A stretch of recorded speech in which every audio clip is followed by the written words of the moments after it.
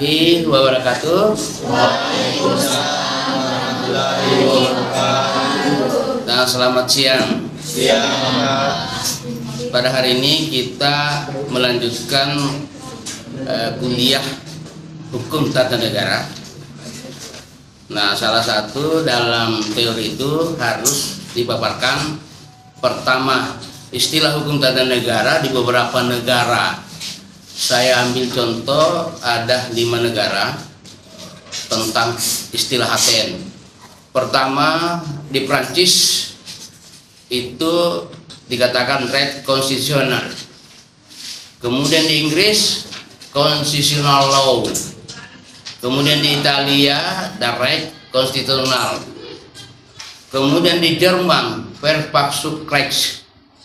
Kemudian yang kelima di Belanda ya, Staatsrecht. Ini istilah-istilah yang saya ambil contoh tentang hukum tata negara. Ya, saya lanjutkan tentang definisi. Ada beberapa yang saya ambil. Salah satu ya, kata Volken.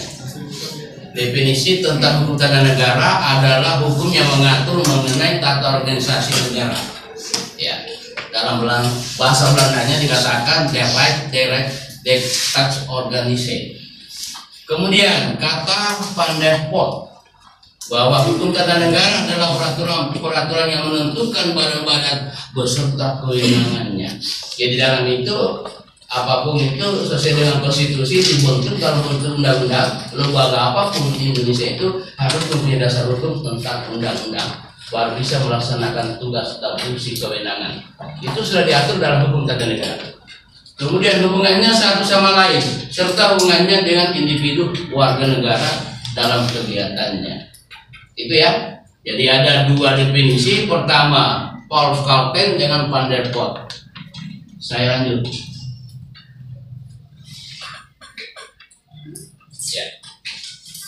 Definisi selanjutnya kata Dishew bahwa hukum tata negara adalah semua peraturan yang secara langsung atau tidak langsung mempengaruhi distribusi atau pelaksanaan kekuasaan yang berdaulat dalam negara. Jadi kalau tidak ada aturan perundang-undangan yang dibentuk atau dibuat oleh hukum tata negara, tidak bisa suatu negara itu berdaulat. Ya, kenapa? Karena sudah diatur dalam ketentuan peraturan perundang-undangan.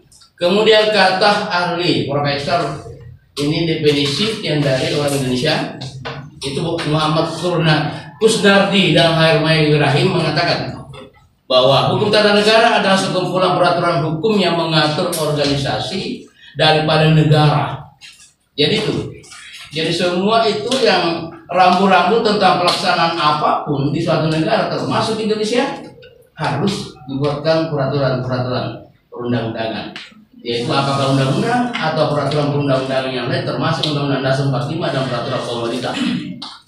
Kemudian hubungan antara alat perlengkapan negara dan garis vertikal, horizontal, vertikal ke samping, horizontal, serta kedudukannya warga negara dalam hak asasi. Jadi yang dijunjung tinggi di semua negara di dunia, termasuk Indonesia, hak asasi yang utama. Ya, dapat dipaham? Dapat, Pak. Ya. Oke, saya lanjut lagi. Ya. Kata definisi hukum tata negara selanjutnya kata Kusumadi bahwa hukum tata negara adalah hukum yang mengatur bentuk negara dan bentuk pemerintahan yang menunjukkan masyarakat hukum atas maupun bawahan. Artinya tingkatan mulai yang tertinggi sampai ke bawah. Kalau peraturan perundang-undangannya di tingkat paling bawah menurut Undang-Undang Nomor 11 Tahun 2012 itu adalah peraturan daerah. Yang tertinggi itu Undang-Undang Dasar 45, kemudian lagi itu TAP MPR dan seterusnya, terakhir peraturan daerah. Ya. Selanjutnya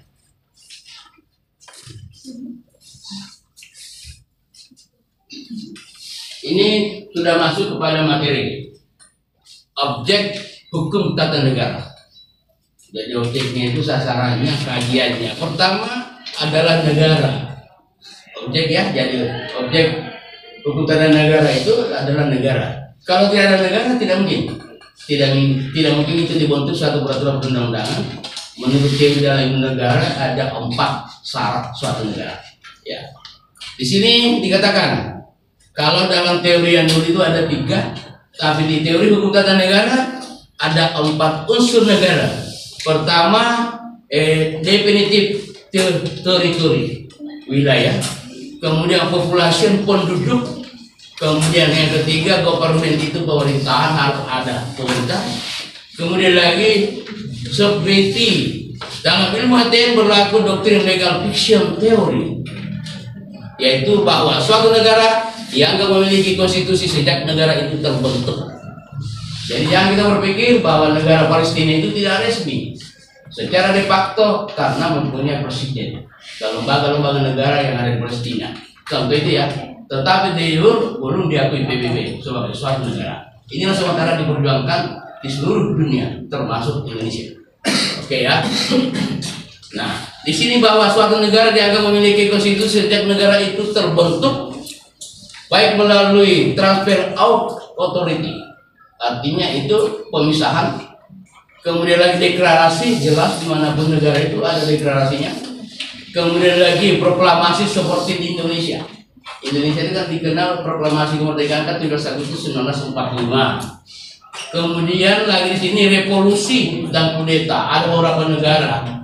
Salah satu itu ada revolusi kudeta itu ada beberapa negara di dunia itu. Kemudian lagi secara de jure dapat dinyatakan legal, tetapi secara de facto masih belum, sebelum adanya pengakuan dari pihak-pihak yang lain. Itu dalam teori hukum tata negara. Ya, dimengerti? Oke ya, saya lanjut lagi. Ini hampir materi terakhir kita pada hari ini, pada kuliah hari ini ya. Pertama, sumber-sumber hukum tata negara. Ya. Pertama, sumber hukum material. Sumber hukum yang menentukan isi hukum. Nah, di dalamnya itu adalah ya materialnya itu seperti yang terdapat yang saya katakan itu ada asasnya yang terdiri dari pasal-pasal dan ayatnya. Dan hukum tata negara Indonesia adalah Pancasila sebagai patokan hidup bangsa Indonesia yang kemudian menjadi falsafah negara. Tidak boleh dirubah-rubah itu, kecuali dirubah Undang-Undang Dasar 45. Karena di sini dasar hukumnya, ya. Kemudian sumber hukum formil, sumber hukum yang dikenal dalam bentuknya. Yang mana itu ada undang-undang, ada peraturan pemerintah, ada peraturan presiden, ada peraturan daerah. Itu dikatakan dalam bentuk formilnya yang seperti itu, ya. Contoh adalah Undang-Undang Dasar 45 di mana selain itu merupakan hukum dasar tertulis yang mengatur masalah kenegaraan, juga merupakan dasar ketentuan-ketentuan lain atau peraturan yang berlaku di Indonesia. Tidak. Saya lanjutkan. Kemudian salah satu ya, itu traktat. Jadi ada beberapa pertanyaan. Bagaimana itu negara yang sudah ada di sini, kemudian namanya investasi, pasti punya salah satu traktat perjanjian antar negara dan internasional sebagai sumber hukum tata negara. Jadi ada 4 sumber hukum itu salah satu traktat perjanjian antar negara. Itulah tadi hubungannya. Di sini traktat termasuk dalam bidang hukum internasional, namun merupakan sumber hukum formil dan hukum tata negara. Sepanjang traktat atau perjanjian itu menentukan segi hukum ketatanegaraan yang hidup bagi negara masing-masing yang terkait di dalamnya. Ya, itu teorinya ya seperti itu dan memang rasanya seperti itu. Traktat atau perjanjian adalah perjanjian yang diadakan oleh 2 negara atau lebih. Salah satu sumber hukum di negara kita menurut teori hukum tata negara, ya, dari traktat salah satu. Ini faktor-faktor apa yang membantu dalam pembentukan hukum tata negara? Ya, jadi ada beberapa faktor yang membantu dalam pembentukan hukum tata negara. Pertama, perjanjian. Kata Appelbaum bahwa dalam pasal 1374 Kitab Undang-Undang Hukum Perdata diatur bahwa perjanjian mengikat para pihak yang membuatnya. Jadi ya mudah-mudahan sudah belajar hukum perdata juga ya. Ya, sementara undang-undang mengikat semua orang. Walaupun demikian, menurut Appelbaum banyak contoh peraturan hukum yang tumbuh dari syarat yang dibuat dengan perjanjian. Jadi ya, jadi faktor-faktor yang membantu dalam pembentukan hukum tata negara. Pertama itu ada perjanjian. Ya. Kata memang dalam bukunya Strex membedakan antara hukum tata negara dengan asas-asas hukum tata negara. Jadi asas-asas itu adalah aturan pasal-pasal dan ayat yang mengatur tentang suatu aturan perundang-undangan, ya. Kemudian perbedaannya, keduanya seakan antara bentuk dan isinya atau antara pelembagaan dan asas-asasnya. Itu saja berbeda. Pelembagaan itu adalah suatu aturannya, sedangkan asasnya itu adalah mengatur tentang pasal-pasal, kemudian ayat-ayat yang mengatur tentang poin to poin untuk sesuatu hal dalam suatu peraturan perundang-undangan. Ya, kita dapat dipaham? Paham, Pak. Oke, saya lanjut lagi. Iya, Pak. Prinsip-prinsip teoritis yang berlaku umum atau universal di seluruh negara. Ya, semua aturan perundang-undangan dimanapun negara itu pasti ada dikatakan asasnya. Ya, oke. Artian positif hanya membahas hukum tata negara yang berlaku pada suatu tempat dan waktu tertentu. Nah, contoh, kalau di kita ini hukum tata negara itu yang berlaku suatu tempat seperti DKI Jakarta, Yogyakarta. Undang-undangnya itu beda dengan undang-undang provinsi daerah lain. Ya, setiap pembentukan suatu provinsi atau kabupaten kota harus punya undang-undang. Kalau tidak ada itu tidak bisa. Nah, yang membahas itu adalah hukum tata negara. Yang punya fungsi dan kewenangan itu adalah pemerintah dengan DPR untuk suatu pemerintahan yang seperti itu. Nah, kalau di suatu daerah itu mau dijadikan suatu daerah otonomi, itu harus ada undang-undangnya. Utamanya ini, jadi dia katakan sini bahwa hukum tata negara yang berlaku pada suatu tempat dan waktu tertentu. Yang paling rendah suatu peraturan perundang-undangan adalah peraturan daerah. Ada beberapa daerah kita di sini, di Indonesia ini, yang beda peraturan daerahnya. Karena berlaku dalam satu tempat dan di mana saja aturan itu berlaku. Ya, jadi ada beberapa itu yang tidak sama.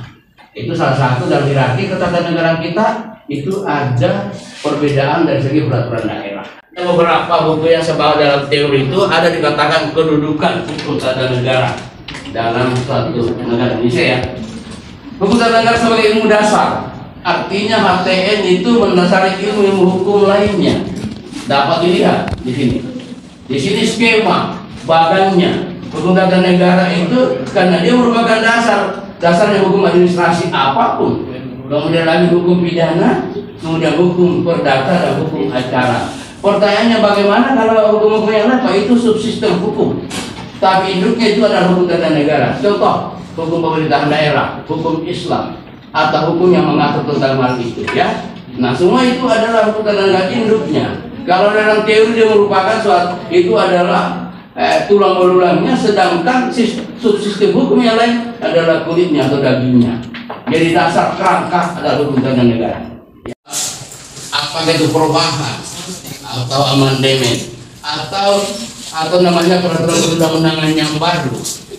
Mulai dari Undang-Undang 45 sampai kepada peraturan daerah dan termasuk peraturan gubernur, bupati dan lainnya, tidak bisa dikaji lebih lanjut kalau tidak mempunyai. Jadi metode pendekatan dalam hukum tata negara pertama yuridis formil, yuridis filosofis, yuridis sosiologis, yuridis historis. Salah satu contoh, kenapa di Papua beda peraturan daerahnya tentang miras dengan Toraja? Salah satu itu adalah perbedaannya secara historis di Toraja itu adalah punya adat istiadat yang tinggi tentang adat seperti itu. Jadi di Toraja itu ya saya tidak paham apakah salah satu minumannya biasa diminum minumannya baru itu apakah itu alkohol atau tidak. Tapi itulah. Nah, kita tidak terlalu jauh, ya. Kalau di Papua itu ada peraturan daerah tentang miras, di Toraja tidak ada. Nah, salah satu itu kalau dia sesuai dengan kajian yuridis historisnya, oke. Tapi kalau tidak boleh dibuat. Kenapa melanggar aturan dalam itu di pendekatan dalam hukum tata negara? Seperti itu, ya. Saya lanjutkan lagi.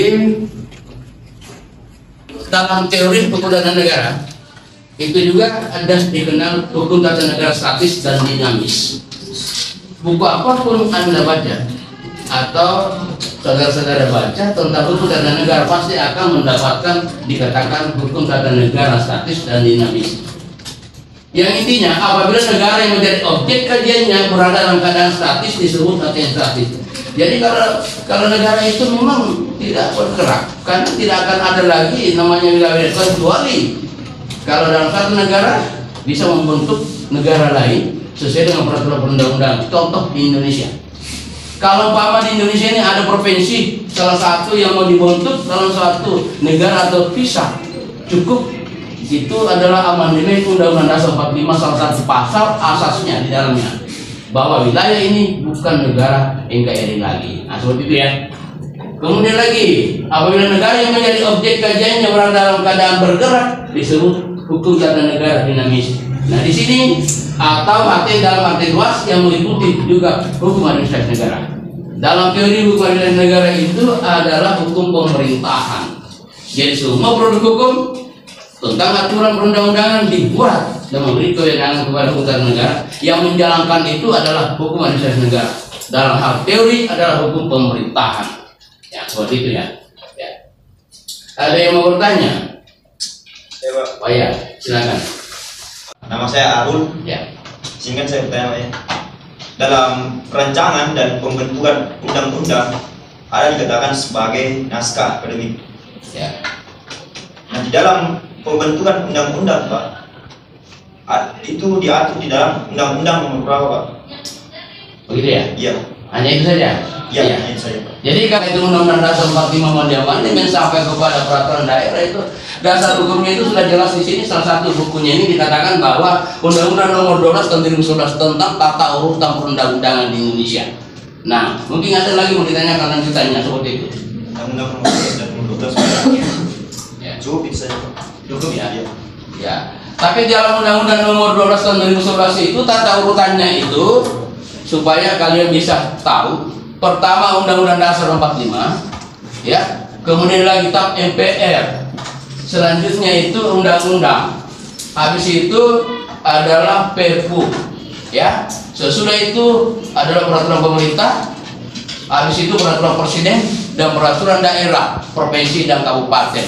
Pertanyaannya, apakah termasuk peraturan daerah itu atau peraturan wali kota itu atau peraturan bupati apa termasuk hierarki? Itu tidak. Tetapi boleh dibikin dan dibentuk sesuai dengan kebutuhan di masyarakat, karena itu adalah kaitannya ke bawah. Yang penting itu tidak bertentangan dengan Undang-Undang Dasar 45 sampai kepada peraturan daerah itu. Itulah dasar hukumnya dalam suatu pembentukan suatu undang-undang. Ya, oke ya, dipahami lain. Paham. Hubungan hukum tata negara dengan ilmu pengetahuan lain. Contoh ilmu politik, ilmu negara, hukum administrasi negara, hukum internasional. Lebih jelasnya saya bisa sampaikan.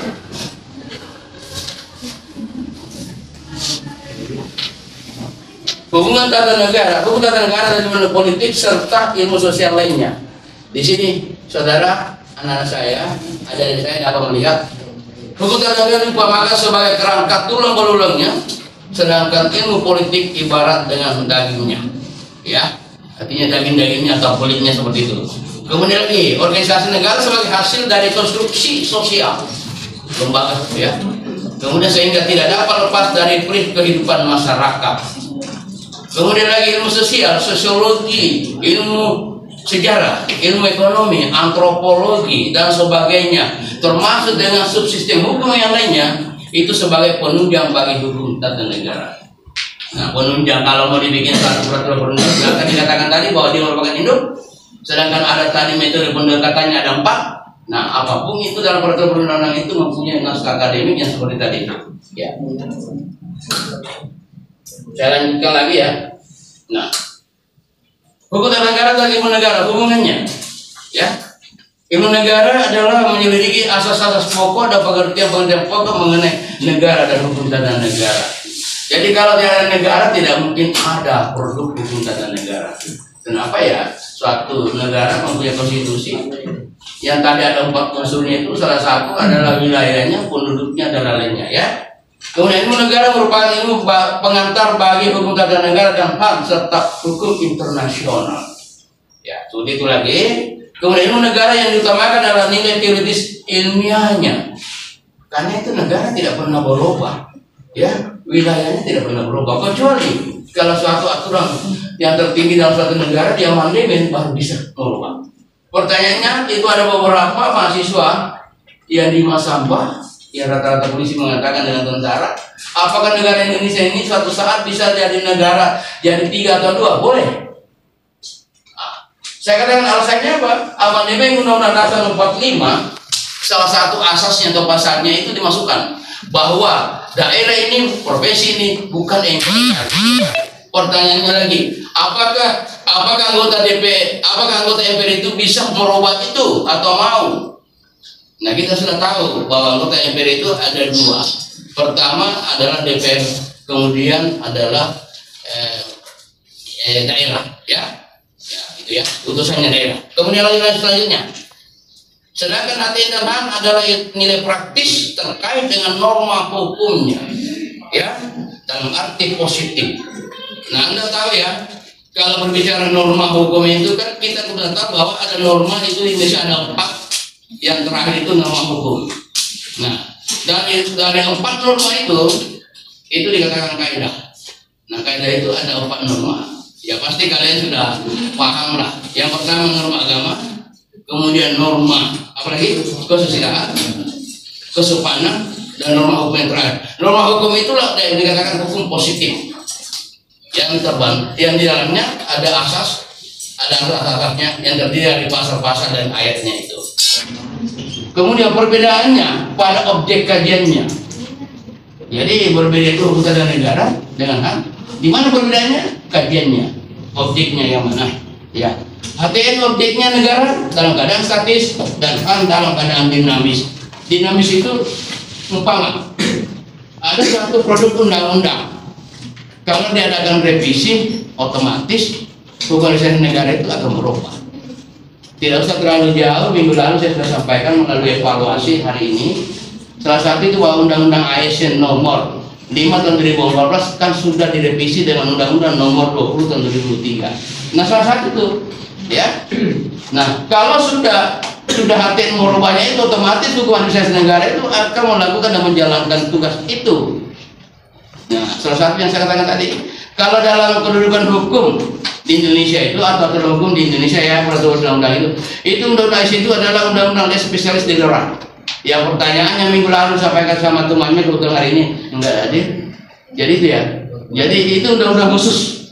Dalam status hukum administrasi negara itu lebih tinggi kedudukannya daripada hukum umum dalam teori itu dimanapun. Kebetulan ini banyak buku yang saya bawa contoh seperti itu.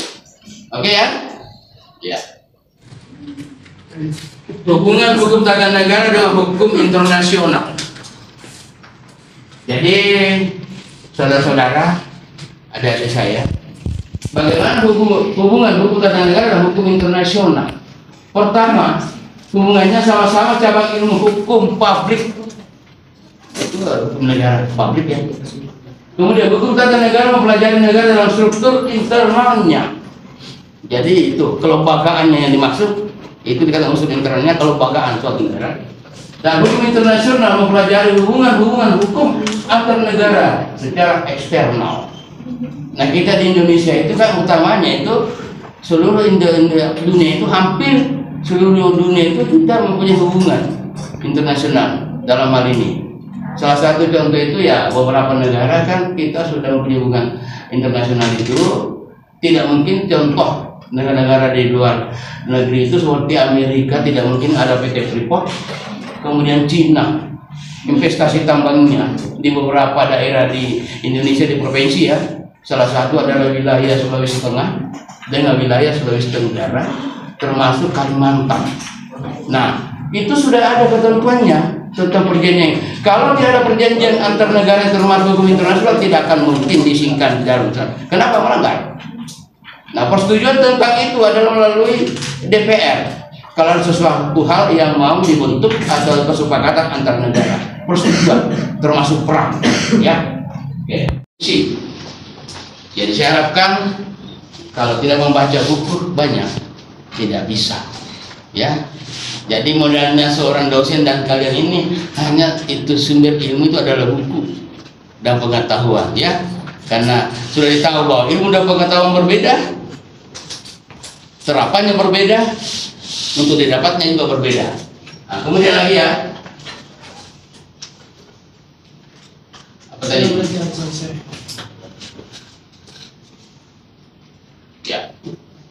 Salah satu adalah doktrin. Ya. Jadi kalau faktor-faktor yang membantu dalam pembentukan undang-undang negara itu salah satu doktrin. Jadi kalau dalam teori hukum ya, doktrin itu pendapat para ahli. Saya tidak tahu kalau di organisasi, karena saya tidak terlalu banyak memahami itu. Tapi kalau dalam teori hukum itu, doktrin itu adalah pendapat para ahli. Salah satu. Contoh, cabang-cabang kekuasaan dibagi dalam legislatif, eksekutif, dan yudisial. Jadi umpama ya, ada sengketa dalam hukum tata negara di Mahkamah Konstitusi atau di mana, bukan di Mahkamah Agung. Pendapat para ahli profesor hukum itu salah satu faktor dalam pembentukan hukum tata negara yang dikatakan doktrin. Ya, selanjutnya di sini ada dikatakan lagi kemudian option doktrin diartikan sebagai pendapat umum para ahli hukum. Yudi Isdik mengatakan bahwa pendapat hukum dapat dijadikan rujukan dan membuat keputusan dengan syarat.